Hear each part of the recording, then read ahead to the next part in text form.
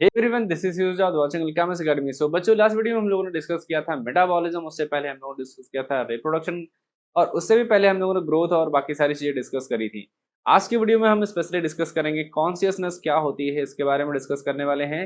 And फिर हम इसी में देखेंगे सेंसिटिविटी, स्टिमुलस क्या होता है ना, सेल्फ कॉन्शियसनेस क्या होती है, ये सारी चीजें हम लोग डिस्कस करने वाले हैं। और पिछली वीडियो जो हम लोगों ने मेटाबॉलिज्म पर डिस्कस करी थी वो तो क्रेजी थी, बहुत मजे से आपको समझ में आया था, है ना। आई होप कि आपको ये वीडियो भी समझ में आने वाला है। लास्ट वीडियो अगर आपने नहीं देखा है, अगर आप नए हैं तो जरूर देखिएगा, आपको बहुत मजा आने वाला है और समझ में भी आएगा, है ना। And if you like the video, जरूर शेयर करना अपने दोस्तों, क्लासमेट्स और बाकी लोगों के साथ। चलिए स्टार्ट करते हैं बिना वेस्ट किए हुए टाइम को। हम लोग डिस्कस करने वाले हैं कॉन्शियसनेस। थोड़ा सा अपने बारे में बताऊंगा। मेरा नाम है यूएस आजाद, है ना, और मैंने, आप देखेंगे तो मैंने ग्रेजुएशन कर रखी है ना, बीएससी कर रखी है, एमएससी हो गया है, बीएड भी मैंने कर रखी है, सीटेट क्वालिफाइड है, 5+ ईयर का आपका जो हमारा एक तरह से कह सकते हो एक्सपीरियंस है मेरा। एंड एज वेल एज मैंने लगभग 1100 बच्चों से ज्यादा लोगों को अभी तक पढ़ाया है। मैंने स्कूल्स में पढ़ाया है, मैंने कोचिंग में भी पढ़ाते हैं, है ना, बहुत सारी चीजें जो है चल रही हैं साथ साथ में।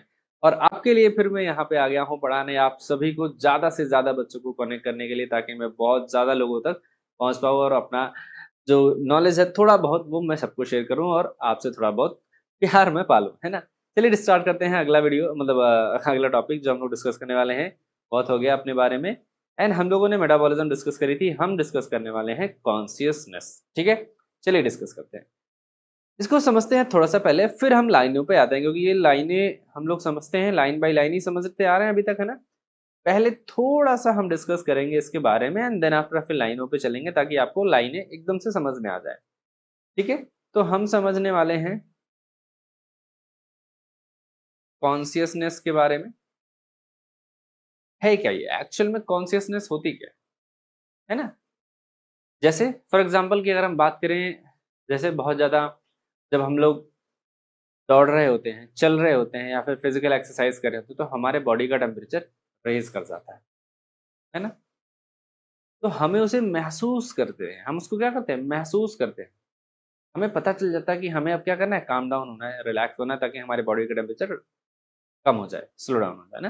ठीक है, ऐसे ही बाहर अगर ठंड बहुत ज़्यादा है, तब भी हम क्या करते हैं, हमारी जो बॉडी है वो, उस पे अगर हम लोग देखेंगे बॉडी के लिए, तो हमारी जो बॉडी है वहाँ पे हमें शिवरिंग होने लगती है, ठंड लगने लगती है, और हमें ऐसा फील होता है कि अब हमें कुछ ऐसा करना है जिसकी वजह से हमें ठंडी ना लगे, हमारा बॉडी का टेम्परेचर डाउन ना हो।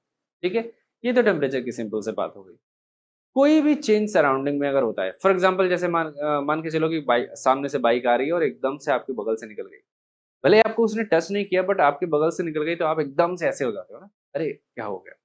या आप कभी कैश लेने जा रहे हो एकदम से, या फिर मैच देख रहे हो एकदम से आके बॉल बगल में गिर गई, है ना, क्या हो गया अचानक से। ये आप जो रिस्पॉन्स कर रहे हो, या फिर जो फील कर रहे हो अपने सराउंडिंग को जिस तरह से, है ना, इसी फील को हम एक तरह से कह सकते हैं कॉन्शियसनेस, कि आप कॉन्शियस हो चीजों को लेकर, आप सजग हो, आप अपने इन्वायरमेंट के बारे में जानते हो, आप अपने इन्वायरमेंट से बारे में अवेयर हो, इसी को हम कह रहे हैं कॉन्शियसनेस, है ना। थोड़ा सा इसको डिफाइन करेंगे, एक तरह से कह सकते हैं द स्टेट, राइटिंग बहुत अच्छी नहीं आती है इस पे, लेकिन आप समझिएगा, the state of being aware of and able to think, उसके बारे में सोच सके, है ना, जो चीजें आसपास हो रही हैं, and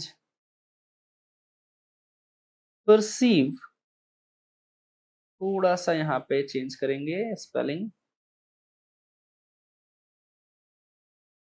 perceive one's surroundings, thoughts, या फिर हो सकता है एक्सपीरियंस, है ना।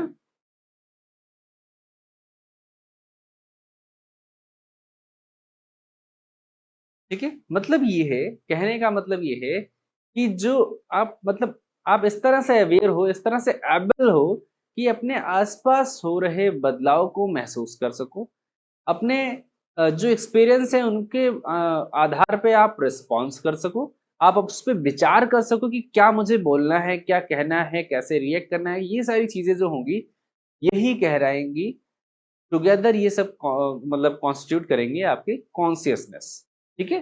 कि आप किस तरह से एक तरह से हर चीज़ों को हैंडल करते हो, आस-पास महसूस कैसे करते हो चीज़ों को, ये हो जाएगा आपका कॉन्शियसनेस। आई होप कि आपको समझ में आ रहा होगा, डेफिनिशन भी मैंने इसलिए लिख दी, छोटी-सी डेफिनिशन है, ठीक है? कॉन्शियसनेस के बारे में।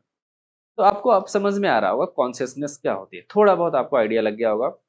ह्यूमन के बारे में अगर हम बात करें बच्चे, ह्यूमन, किसके बारे में बात कर रहे हैं? ह्यूमन के बारे में बात करते हैं। स्पेशली अगर ह्यूमन के बारे में बात करते हैं तो एनसीईआरटी लिखती है human are self conscious, self conscious. जो ह्यूमन होते हैं उनमें एक प्रॉपर्टी पाई जाती है जिसे हम कहते हैं सेल्फ कॉन्शियस। सेल्फ कॉन्शियस का मतलब ये हो गया कि वो खुद के लिए बहुत ज्यादा अवेयर होते हैं, है ना? खुद के लिए aware in the sense, for example, कि वो जानते हैं कहाँ किस तरह से बिहेव करना है, कहाँ किस तरह से बोलना है, कहाँ कैसे हमें दिखना है ताकि हम और अच्छा दिख सके, है ना? जैसे फॉर एग्जांपल की अगर हम बात करें, एक कोई डॉग है, कैट है, स्ट्रीट डॉग है, उसको फ़र्क नहीं पड़ता, वो अपने लिए अवेयर नहीं है, उसको एक चीज़ चाहिए फूड शेल्टर, वो उसी पे डिपेंडेंट है ना? लेकिन अगर ह्यूमन बीइंग की बात करें, तो ये जानते हैं कि हाउ टू बिहेव, है ना? कि कैसे बिहेव करना है, कब उन्हें शाय दिखना है, कब उन्हें हैप्पी दिखना है, कब उन्हें क्राई करना है, रोना है, बाकी सारी चीज़ें जो होंगी, है ना? कैसे बिहेव करना है, मेरे दोस्त के साथ कैसे बात करनी है, मेरे मम्मी के साथ कैसे बात करनी है, पापा के साथ या लोगों के साथ कैसे बात करनी है, ये सारी चीज़ें जो ह्यूमन को एक काइंड ऑफ अलग बनाती है, थोड़ा-सा कॉन्शियसनेस से थोड़ा-सा अलग बनाती है, दैट कि वो सेल्फ कॉन्शियस होते हैं, वो थोड़ा-सा अपने बारे में, अपने लिए भी कॉन्शियस होते हैं, अपनी तरीकों से चीज़ों को करते हैं, है ना? सभी ऑर्गेनिज्म के पास कॉन्शियसनेस होती है, लेकिन सेल्फ कॉन्शियसनेस की अगर हम बात करें तो ह्यूमन में पाई जाती है अकॉर्डिंग टू एनसीईआरटी ऐसे कर, ठीक है ना? तो आपको समझ में आ रहा होगा सेल्फ कॉन्शियसनेस एक तरह से क्या हो गई। तो ये 2 चीज़ें हम लोगों ने समझी अभी, कॉन्शियसनेस और सेल्फ कॉन्शियस, ठीक है?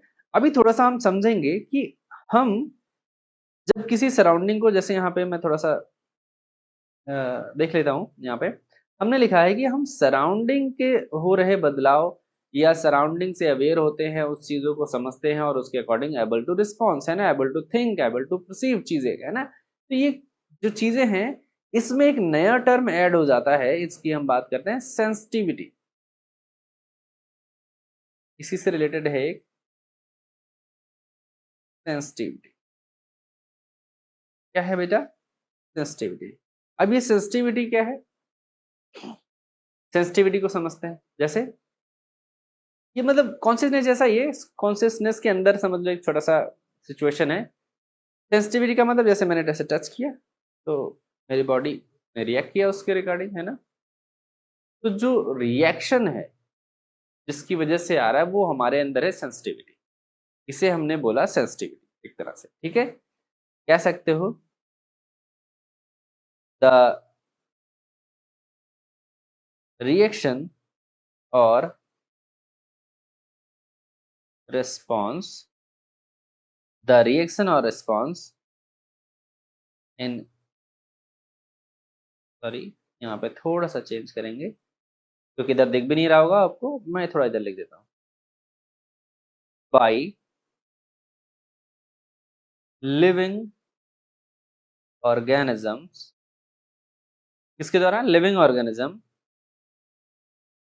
टू द काइंड ऑफ, कब आएगी जब हम मतलब रिएक्शन कब कॉज करेंगे या सेंसिटिविटी कब हम दिखाएंगे? जब हमारे आसपास सराउंडिंग में कुछ चेंज होगा, है ना? जैसे आपको किसी ने बुलाया, रोहन सुनो, तो रोहन ने क्या किया? रोहन ने उस इंफॉर्मेशन को परसीव किया एंड देन आफ्टर उसने क्या किया? करस्पॉन्डिंगली रिस्पॉन्स किया। तो रिस्पॉन्सिबिलिटी की जो रिस्पॉन्स करने की जो एबिलिटी हो गई, वो हो गई उसकी सेंस करने की प्रॉपर्टी, यानी सेंसिटिविटी हो गई, ठीक है? To change, to the change in environment या सराउंडिंग, इन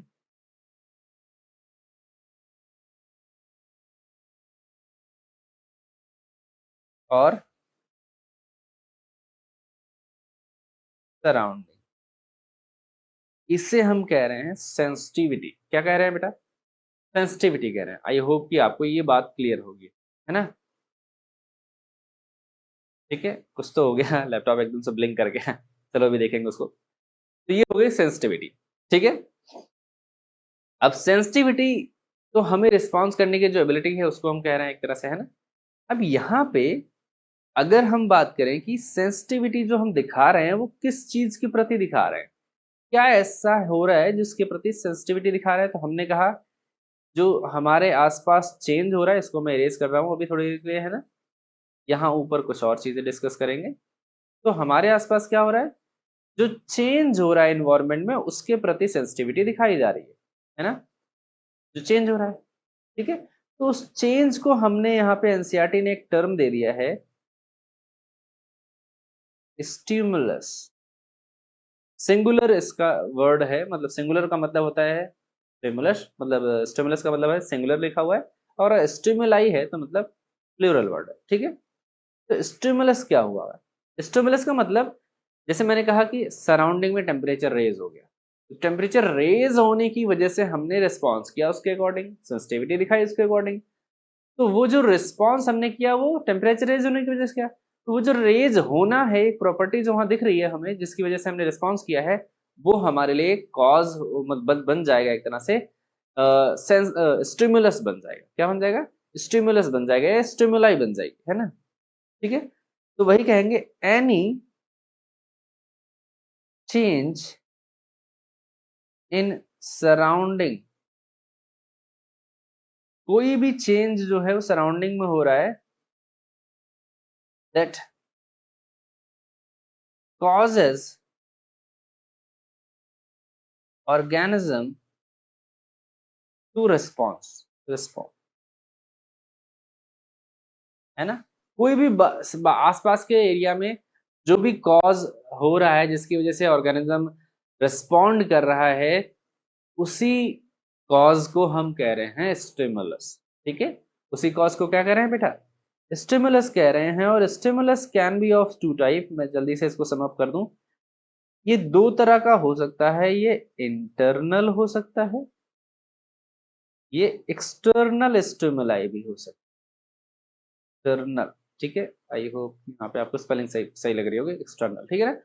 एक्सटर्नल। इंटरनल का मतलब जल्दी से खत्म करते हैं यहाँ पे। इंटरनल का मतलब जैसे कि हमारे अंदर कुछ चेंज हो रहा है ना, मेटाबॉलिक रिएक्शंस हो रही है, फीवर आ रहा है ना। हम लोग के अंदर क्या होता है, जब हमें सिवरिंग होती है, ठंड लगने लगती है, तो हम हमारे अंदर क्या होता है, चेंजेस आने लगते हैं, मेटाबॉलिक रिएक्शन बूस्ट हो जाती है ना। जैसे पेन हो रहा है हमें, या हम हैप्पी होते हैं, हैप्पीनेस को फील करते हैं, तो वहां पे हम उसके अकॉर्डिंग रिएक्ट करते हैं। जब हमें फील होता है, हमें समझ में आता है ना। इंटरनल का मतलब हो गया जैसे कि कोई लाइट या सनलाइट के रिगार्डिंग, लाइट लिख देते हैं, सनलाइट तो नहीं लेकिन लाइट लिख देते हैं, सनलाइट भी है मतलब, लेकिन लाइट हम सिंपली लिख दे रहे हैं, ठीक है। लाइट के प्रति, टेम्परेचर के प्रति अगर हम रिस्पॉन्ड कर रहे हैं, विंड के प्रति हम रिस्पॉन्ड कर रहे हैं, एक्सेट्रा काफी सारी चीजें इसमें हो सकती है ना। कोई भी चेंज जैसे मैंने बताया, किसी भी तरह का चेंज तो बाहर की तरफ से जब होगा तो वो एक्सटर्नल हो गया। आपके पीछे मधुमक्खी पड़ गई, डॉग पड़ गया, तो वो क्या हो गया आपके लिए? एक्सटर्नल फीचर हो गया। आप चलते हुए जा रहे हो बढ़िया, चलते हुए जा रहे हो, बगल से कुत्ता आ गया, भैया भागो भागो, भागना है ना। तो वहां पे क्या किया आपने? रिस्पॉन्ड किया और डॉग आपके लिए स्टिमुलस हो गया, आप भागते चले गए, ठीक है। तो वो क्या हुआ? एक्सटर्नल फैक्टर हो गया एक तरह से, है ना। एक्सटर्नल स्टिमुलाई हो गया। तो आई होप कि यहाँ पे आपको दो चीजें समझ में आई होगी, इंटरनल स्टिमुलाई और एक्सटर्नल स्टिमुलाई। अब हम डिस्कस करेंगे इसकी लाइनों को, जल्दी जल्दी देखते हैं, फटाफट देखते हैं, ठीक है। हाँ, मेटाबॉलिज्म हो गया था। अब यहाँ पे डिस्कस करेंगे हम कॉन्सियसनेस। लिखा हुआ है perhaps the most obvious and technically complicated. वाकई में कॉम्प्लिकेटेड है क्योंकि हम ठीक से डिफाइन नहीं कर पाते। मतलब एनसीईआरटी भी कहती है कि हम इतना ठीक से एग्जैक्टली नहीं समझ पाते कि ये है क्या, है ना। लेकिन फिर भी हम, क्योंकि लिटिल और छोटे ऑर्गेनिज्म होते हैं उनमें अलग तरीके से रिस्पॉन्स की प्रॉपर्टी पाई जाती है। जो मल्टी कॉम्प्लेक्स ऑर्गेनिज्म होते हैं, मल्टी सेलुलर होते हैं, उनमें अलग तरीके से रिस्पॉन्स और अलग अलग तरीके के रिस्पॉन्स पाए जाते हैं ना। तो अलग है, थोड़ा डिफरेंट है, कॉम्प्लिकेटेड है, एग्जैक्टली किसी एक लाइन में या एक डेफिनेशन में हम उसको सम अप नहीं कर सकते, कहने का ये मतलब है। Feature of all living organism is this ability to sense the environment, और ये जो एबिलिटी है ऑर्गेनिज्म की, ये एबिलिटी टू सेंस यानी आसपास की जो चीजें हैं उसको एनवायरनमेंट को सेंस करने की एबिलिटी को हम कह रहे हैं, ठीक है ना, कॉन्शियसनेस, जैसे मैंने आपको अभी समझाया डेफिनेशन में। Environment and respond to these environmental stimuli, यहाँ पे मैंने बताया स्टिमुलाई क्या है, कोई भी चेंज हो रहा है जो इन्वायरमेंट के आसपास हो रहा है उसे हम कह रहे हैं इन्वायरमेंटल स्टिमुलाई, है ना। विच कुड बी फिजिकल, जो फिजिकल हो सकती है, जैसे मैंने कहा कि लाइट आ गई है ना, विंड हवा चलने लगी, आप भाग गए घर में, छुप गए, तूफान आ गया है ना। या फिर हो सकता है केमिकल, है ना, केमिकल भी हो सकता है किसी तरीके से, या फिर आप बायोलॉजिकल हो सकता है, जैसे मैंने कहा कुत्ता पीछे पड़ गया आपको बायोलॉजिकल हो गया ना ठीक है, तो वो सारी चीजें हो सकती है। अब वी सेंस और एनवायरनमेंट, हम की बात करते हैं कि हमारे बारे में हम सेंस कर सकते हैं और एनवायरनमेंट को थ्रू आवर सेंस ऑर्गन, हमारे पास सेंस ऑर्गन है, आपको पता है ना हमारी सेंस ऑर्गन के बारे में, आंख हो गई, टंग हो गई, स्मेल वाली बात हो गई, है ना, ऐसे हमारे पास ऑर्गन्स हैं, ठीक है। तो उसी की बात ये कर रहे हैं यहाँ पे, plants respond to external factors like light, water, temperature, plant के लिए स्पेशली बोला जा रहा है, and other organism, pollutants, etc, अलग अलग तरीके से मतलब जो ऑर्गेनिज्म हो उनके प्रति रिस्पॉन्ड करते हैं। अभी कह रहे हैं all organism from prokaryote to most complex eukaryote, देखो बहुत ध्यान से समझना, कोई भी मतलब फ्रॉम सेलुलर, सेलुलर क्या, फ्रॉम सेल, एक सिंगल सेल ऑर्गेनिज्म, अगर हम बात करें कहाँ पे, सिंगल सेल ऑर्गेनिज्म, ठीक है, यहां से लेकर के बच्चे मोस्ट कॉम्प्लेक्स, कह रहे हैं मोस्ट कॉम्प्लेक्स, जैसे कि कॉर्डेट्स वगैरह की बात हम कर रहे हैं ना, यहां तक की बात कर रहे हैं, eukaryote can sense and respond to their stimuli, या क्यूज जो होते हैं जो आसपास के एनवायरमेंटल, अभी हमने बताया स्टिमुलस है ना, तो इसी वजह से इन्हें, क्योंकि ये all have ability to sense, all have ability to sense, सभी के पास सेंस करने की प्रॉपर्टी है, और इसी वजह से कॉन्शियसनेस भी क्या हो जाती है, एक डिफाइनिंग फीचर हो जाता है, ठीक है, क्या हो जाता है, डिफाइनिंग फीचर। देखो जस्ट अभी हम लोगों ने इससे पहले पढ़ा था सेलुलर ऑर्गेनाइजेशन, वो एक डिफाइनिंग फीचर था, उससे पहले फिर हम लोगों ने मेटाबॉलिज्म पढ़ा था, वो एक डिफाइनिंग फीचर था, और हमें कॉन्शियसनेस मिल गया एक डिफाइनिंग फीचर। आई होप कि आपको क्लियर हो रहा होगा, है ना। यानी सभी ऑर्गेनिज्म में जो पाया जाता है वही डिफाइनिंग फीचर होता है, सभी ऑर्गेनिज्म में पाया जा रहा है, ना। आगे लिखा है photo periods affects the reproduction in seasonal breeders, जो डॉग वगैरह होते हैं, है ना, कैटल्स होते हैं, उनमें सीजन वाइज ब्रीडिंग पाई जाती है, ह्यूमन के अकॉर्डिंग नहीं, ह्यूमन में तो किसी भी सीजन में ब्रीडिंग प्रोसेस चलता रहता है, लेकिन इन केस ऑफ अगर हम बात करें कैटल्स या डॉग के केसेस में तो सीजन वाइज होता है, विंटर वगैरह के सीजन में ज्यादा जो है ब्रीडेड प्रोबेबिलिटी ब्रीडिंग ऑफ जो बढ़ जाती है प्रोबेबिलिटी, ठीक है ना। तो उन्हें हम कहते हैं सीजनल ब्रीडर, जो डिफरेंट डिफरेंट सीजन में ब्रीड करते हैं, अलग अलग सीजन में मानसून के अकॉर्डिंग ब्रीड करते हैं, है ना, बोथ प्लांट्स एंड एनिमल। तो उन्होंने क्या किया, फोटो पीरियड की वजह से किया, मतलब यहाँ पे फोटो पीरियड जो हो गया उनके लिए स्टिमुलस हो गया, लाइट की अमाउंट कम या ज्यादा, है ना, वो उनके लिए क्या हो गया, स्टिमुलस का काम कर रहा है, ठीक है। All the organism handle chemicals entering their bodies, और सभी के सभी ऑर्गेनिज्म केमिकल्स को हैंडल करते हैं जो उनकी बॉडी में एंटर हो रहा है, मतलब कि अगर हम बात करें सिंपली फूड इनटेक की, तो हम क्या खा रहे हैं, ऑर्गेनिक केमिकल्स तो खा रहे हैं, है ना, मोस्ट ऑफ द चीजें केमिकल्स ही हैं, हर चीज chemical he, most of the क्या है ना, जो चीजें हम खा रहे हैं, ठीक है, कहीं ना कहीं वो एनिमल बेस्ड है या प्लांट बेस्ड फूड हम खाते हैं, तो वो सब केमिकल से बने हुए हैं ना। तो वहां पे हम कह रहे हैं उसको भी तो हैंडल कर रहे हैं हम, उसको भी तो हम ब्रेक डाउन करके अपनी तरह से मॉडिफाई करके सारी चीजें कर रहे हैं, रिस्पॉन्स तो हमारी बॉडी कर रही है ना उसके प्रति, ठीक है, वही कह रहे हैं। तो वो हमारे लिए स्टिमुलस हो गया और हमारी बॉडी उनके प्रति रिस्पॉन्स कर रही है, एंजाइम सिक्रीट कर रही है, वहां पे डाइजेशन कर रही है, बाकी सारी चीजें कर रही है ना। आगे है all organisms therefore are aware, सभी के सभी ऑर्गेनिज्म अवेयर होते हैं अपने सराउंडिंग से, स्पेशली अभी मैंने बताया ह्यूमन के केस में क्या, self consciousness, being only organism who aware of himself, अपने लिए अवेयर होता है, has ability of self consciousness, उसके पास एबिलिटी होती है सेल्फ कॉन्शियसनेस की, ये मैं अच्छे से आपको समझा चुका हूँ, ठीक है ना बच्चे। इसीलिए consciousness therefore become the defining feature of the living organism, ये लिविंग ऑर्गेनिज्म की डिफाइनिंग फीचर बन जाती है क्या, कॉन्शियसनेस। आपको आई होप कि समझ में आ रहा होगा, ये बहुत अच्छे से आपको समझ में आया होगा, ठीक है। तो ये चीजें हमने डिस्कस करी। नाउ अगर हम बात करते हैं ह्यूमन के बारे में, कि इन्होंने कहा कि ह्यूमन को अगर हम डिस्कस करें, तो ह्यूमन को देखते हैं, तो यहाँ पे हम बहुत थोड़ा मतलब उतना ज्यादा क्लियरली हम कुछ लाइनों में डिस्कस नहीं कर सकते कि किस तरह से हम ह्यूमन को लिविंग स्टेट में डिफाइन कर दें। हम देखते हैं कि बहुत सारे ऐसे पेशेंट होते हैं, ये बहुत इंपॉर्टेंट है, कई बार क्वेश्चन आ जाता है आपके जो स्कूल्स वगैरह में है, ऐसे लाइनों में या फिर नीट में भी एक दो बार ऐसे लाइनें उठा के रख दी गई है ना। तो ये आप ध्यान से समझिएगा। लिखा हुआ है we observe patient lying in the coma hospital, मतलब ये कह रहे हैं, सिंपली समझाने की कोशिश ये की जा रही है कि अगर कोई पेशेंट वहां पे कोमा में चला गया, भाई कोमा में चला गया तो क्या हो जाएगा, उसे वेंटिलेटर दिया जाएगा, उसके लंग्स ठीक से मतलब काम नहीं करेंगे, उसका ब्रेन एकदम से डेड हो चुका है ना, हार्ट भी ठीक से काम नहीं कर रहा होगा, तो ठीक क्या है, सारे सपोर्टिव मशीनें लगाई गई होंगी जिसकी वजह से वो उसको लाइव रखा जा रहा होगा, है ना। अब उसे हम क्या कहेंगे, अगर हम कह रहे हैं कॉन्शियसनेस को डिफाइनिंग फीचर, तो अगर हम मेरे बुलाने पे वो पर्सन की आवाज मतलब वो रिस्पॉन्स करेगा क्या, अगर हम उसके भाई साहब आ जाओ चलो चलते हैं घूमने, क्या उठ के खड़ा होकर घूमने चला जाएगा, नहीं, रिस्पॉन्स तो नहीं करेगा, हमारे स्टिमुलस से रिस्पॉन्स नहीं करेगा, क्योंकि वो कोमा में ब्रेन डेड, रिस्पॉन्स खत्म हो गया, नर्वस सिस्टम काम नहीं कर रहा पूरी तरह से, है ना। तो वहां पे एनसीईआरटी कहती है उसको हम क्या कहेंगे, वही यहाँ पे कह रहा है ना कि we observe patient lying in coma in hospitals virtually supported by the machines which replace the heart and lungs, और ऐसी मशीन लगी होती है जो वर्चुअली उसको सपोर्ट कर रही होती है जिंदा रखने के लिए, जबरदस्ती एक तरह से कह सकते हो ना बेचारा, क्योंकि कुछ भी काम नहीं कर रहा होगा उसका। तो कह रहे हैं पेशेंट इज अदरवाइज ब्रेनडेड, एक तरह से कह सकते हैं कि वो ब्रेनडेड होता है पेशेंट जो हमारा होता है, ब्रेनडेड का मतलब उसका नर्वस सिस्टम पूरी तरह से काम नहीं कर रहा है, पूरी तरह से क्या बिल्कुल ही काम नहीं कर रहा है, एक तरह से ऐसा समझो, ठीक है। आगे है patient has no self consciousness, उस समय उस पेशेंट को कोई भी सेल्फ कॉन्शियसनेस नहीं होती है।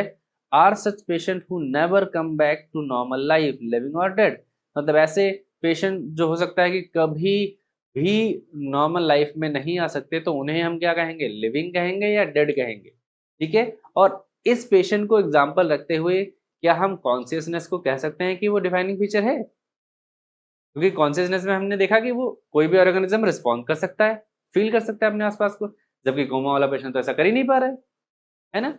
तो यहाँ पे भी हम आपको समझाएं कि कोमा वाला जो पेशेंट है उसके जो इंटरनल बॉडी पार्ट्स हैं, इंटरनल एनवायरमेंट जो है वो हैज एबिलिटी, उसके पास हैज एबिलिटी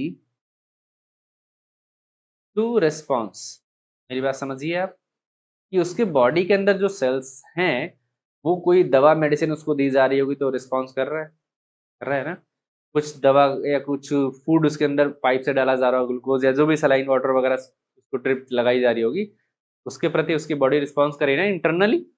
तो इसका मतलब अभी भी उसके पास एबिलिटी टू सेंस है कि नहीं, एबिलिटी टू रिस्पॉन्स है, तो उसे हम अभी डेड नहीं बोल सकते, है ना। उसे हम ये नहीं कह सकते कॉन्शियसनेस नहीं है उसके पास, है ना, उसके पास कॉन्शियसनेस है, ठीक है, आपको समझ में आ रहा होगा ना। ठीक है, तो ये पॉइंट यहाँ पे आप याद रखेंगे, वो लिविंग हो जाएगा।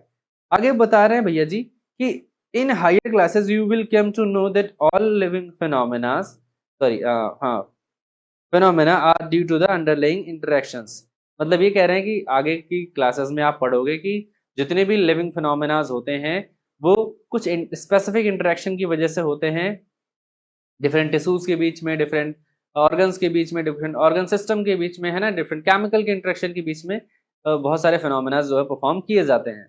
प्रॉपर्टीज ऑफ टिश्यूज अगर हम बात करें are not present in that constituent cell, मतलब जो अगर सिंगल सेल की अगर हम बात करें, सिंगल सेल एक टिश्यू की तरह बिहेव नहीं कर सकता ना, वही कह रहे हैं कि जो टिश्यू की प्रॉपर्टी होगी वो सिंगल सेल के अंदर नहीं होगा। इसका मतलब ये कह रहे हैं कि टिश्यू जो है वो कई सारी सेल्स को कोऑर्डिनेट करके, मतलब कई सारी सेल्स एक दूसरे से कोऑर्डिनेट करके एक डिफरेंट एक लार्जर फंक्शन परफॉर्म कर सकती है, अलग अलग फंक्शन परफॉर्म कर सकती है ना, जो जो कि वो एक सिंगल सेल उतना फंक्शन परफॉर्म नहीं कर सकती। वही कह रहे हैं उसके अंदर कॉन्स्टिट्यूएंट सेल होगी, उसके अंदर वो प्रॉपर्टी नहीं होगी, but arise as a result in the interaction of among the constituent cell। लेकिन टिश्यू का जो फंक्शन है वो छोटी छोटी जो सेल्स हैं उन्हीं के टुगेदर इंटरेक्शन से एक अच्छा एक बड़ा काम निकल के आएगा ना। कहने का मतलब ये है कि भले ही एक सिंगल सेल टिश्यू की तरह बिहेव नहीं कर सकती, लेकिन बहुत सारी सेल्स जब इंटरैक्ट करती हैं, बहुत सारी सेल्स इंटरैक्ट करती हैं तो एक टिश्यू की तरह बिहेव कर सकती है ना?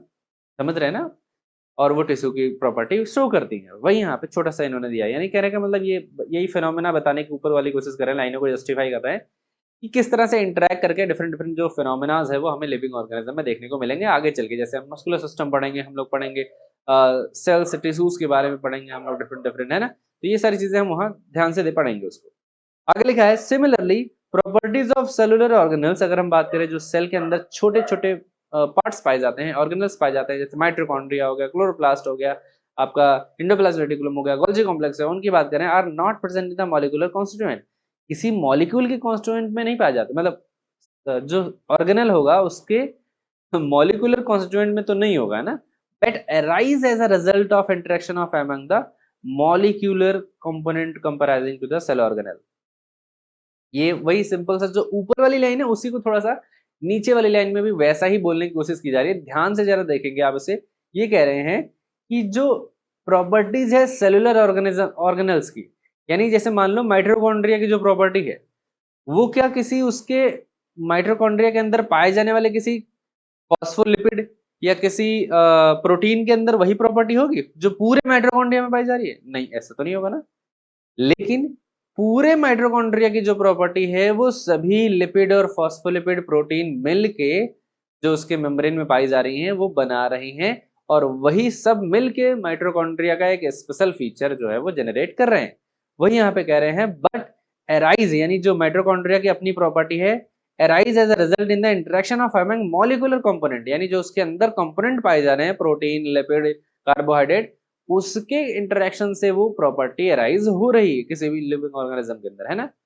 ठीक है। जैसे एक कंपनी की अगर हम बात करें, एक छोटी सी कंपनी ले लें इसको समझने के लिए।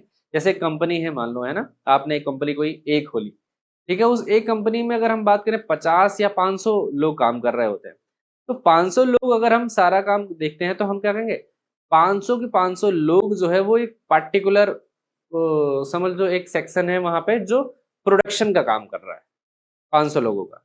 तो हम कहेंगे कि पूरे के पूरे मिल के उस प्रोडक्शन के काम को कर रहे हैं ना। प्रोडक्शन की प्रॉपर्टी कौन बना रहा है? 500 लोग।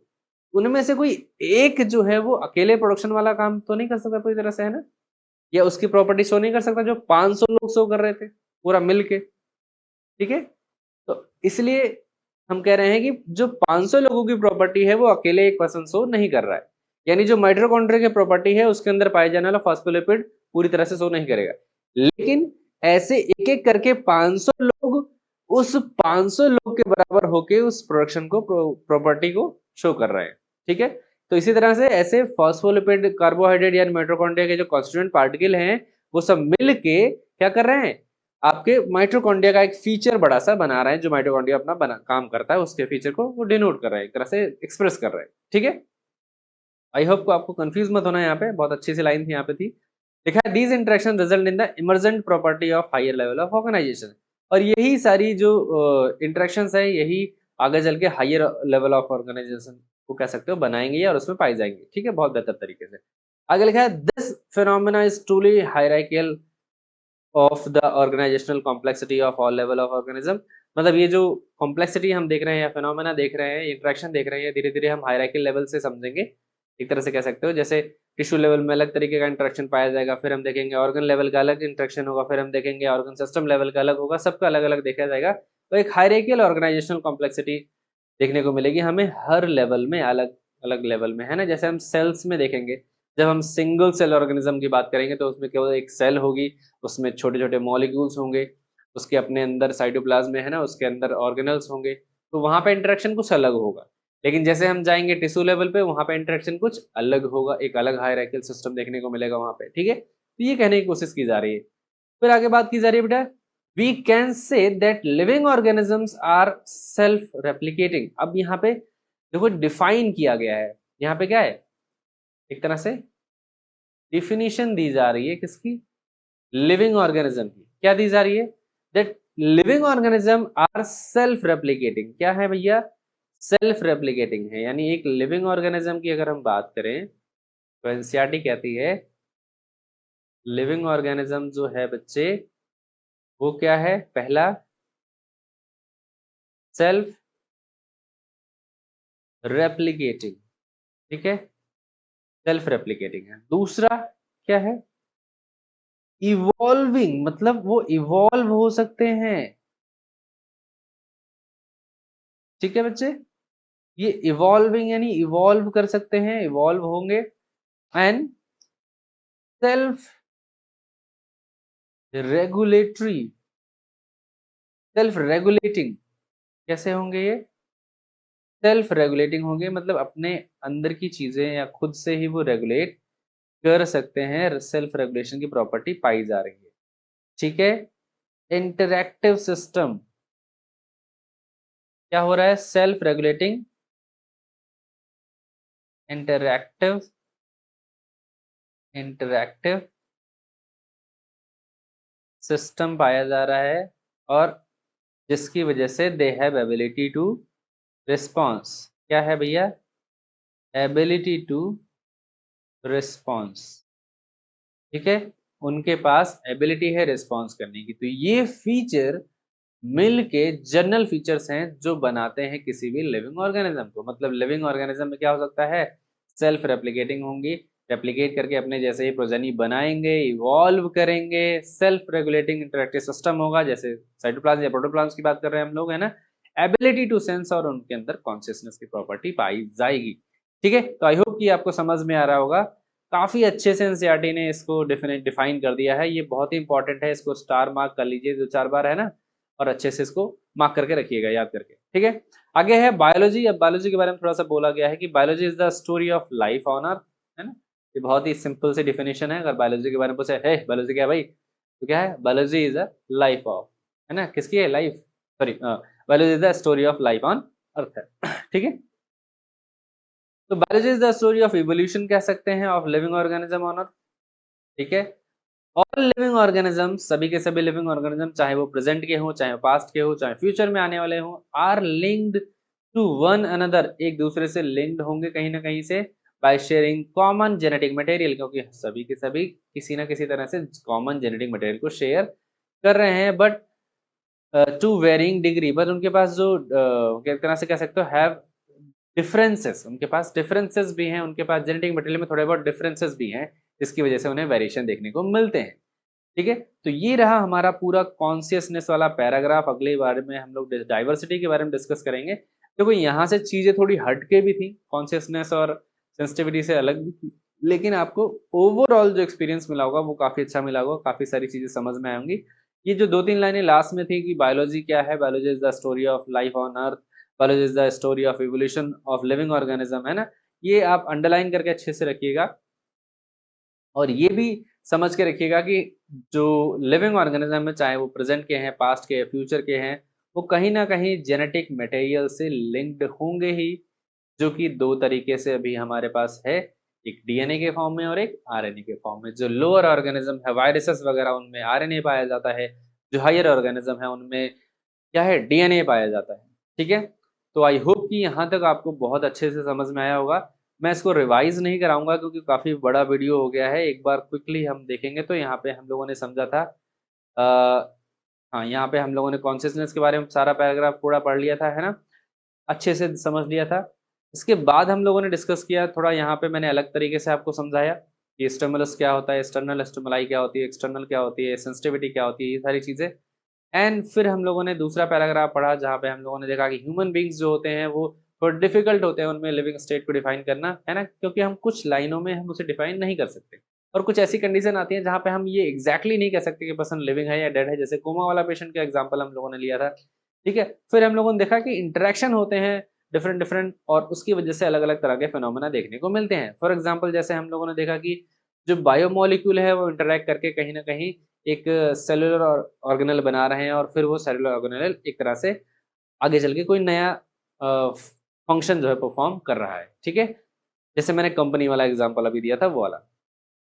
फिर हम लोगों ने यहाँ पे देखा कि जैसे जैसे हम देखेंगे कि लेवल ऑफ ऑर्गेनाइजेशन बढ़ेगा, वैसे वैसे इंटरेक्शंस भी अलग अलग तरह के देखने को मिलेंगे और एक हायरार्कियल कॉम्प्लेक्सिटी वहाँ पे देखने को मिलेगी, है ना। सेल से लेके यूनिसेलुलर से लेके सेलुलर, फिर टिश्यू लेवल, फिर ऑर्गन लेवल, ऐसे करके हायरार्कियल सिस्टम एक तरह से जनरेट हो जाएगा, जहाँ पे अलग अलग तरह के इंटरेक्शन आपको देखने को मिलेगा। और यहाँ पे सबसे इंपॉर्टेंट जो पॉइंट था कि यहाँ पे एनसीईआरटी ने ही खुद से डिफाइन कर दिया है लिविंग ऑर्गेनिज्म को। उन्होंने बताया है कि जो लिविंग ऑर्गेनिज्म होते हैं वो सेल्फ रेप्लिकेटिंग बॉडी होती हैं, इवॉल्विंग बॉडी होती हैं, सेल्फ रेगुलेटिंग इंटरेक्टिव सिस्टम पाया जाता है उनके अंदर, and they have ability to response toward the stimuli, है ना। जो भी इन्वायरमेंटल चेंज होता है उसके प्रति वो एक तरह से कह सकते हैं कि रिस्पॉन्स कर सकते हैं ना। तो ये सारी बातें हम लोगों ने डिस्कस करी और फिर हम लोगों ने यहाँ पे बायोलॉजी की छोटी मोटी डिफिनेशंस देखी, जैसे कि बायोलॉजी जो है वो स्टोरी है लाइफ की ऑन अर्थ, है ना। फिर हम लोगों ने देखा कि बायोलॉजी जो है is the story of evolution of organism on earth, earth की बात अगर हम लोगों ने करी, ठीक है।